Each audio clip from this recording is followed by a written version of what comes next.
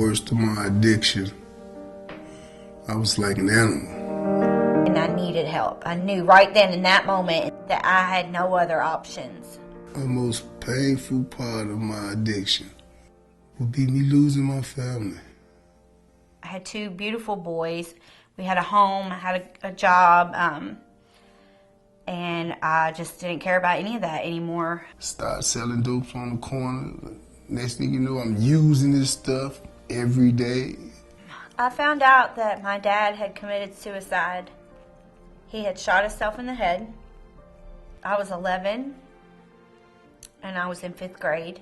And my mom sat me down on her lap, and she said, "That phone call we got this morning was about your dad, and he's gone." And then they told me that he did it to himself. Why was I not enough? I'm your daughter. Why was I not enough? Rival gang members was coming over trying to shut us down, and a knife was pulled and I got hit. When I woke up, it was 2 days later, I was stitched up. And only thing I could think of was the dope that I stashed out in the streets. I was trying to get back to the streets to get the dope. Ecstasy and cocaine and Special K, which is a horse tranquilizer that you sniff. GHB, which they call the date rape drug. I drank a lot of that. Pretty much anything that was around, I would do it. And I was racing back to my spot trying to get out. And I seen my daughter and her friends. They was heading in the other direction. They was coming face to face with me. And she seen me before her friends seen me. She dropped her head. My daughter wouldn't even recognize me as her father. That hurt me worse than a knife.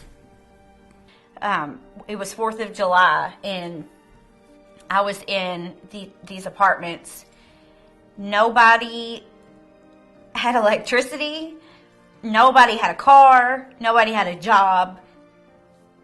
Because everybody stayed inside getting high all day. And I became one of those people. And I was just kind of hopping from place to place trying to get as much as I could. And I couldn't take it anymore. And I walked outside and I'm watching the fireworks and I'm thinking, where are my children? And why am I not with my children? That 4th of July is my favorite holiday because it stands for freedom. At that point in time, it hit me, you're not free, something's got you. The first day of my sobriety was the day I got to the healing place. And it felt like home. First day of my sobriety, I was in detox. And one of the guys, alumni, he said, just for the day, you just don't drink today. The first week of my sobriety, which was at the healing place, I knew I didn't have to hustle my way into a place to lay my head. My first week was rough, but I didn't drink.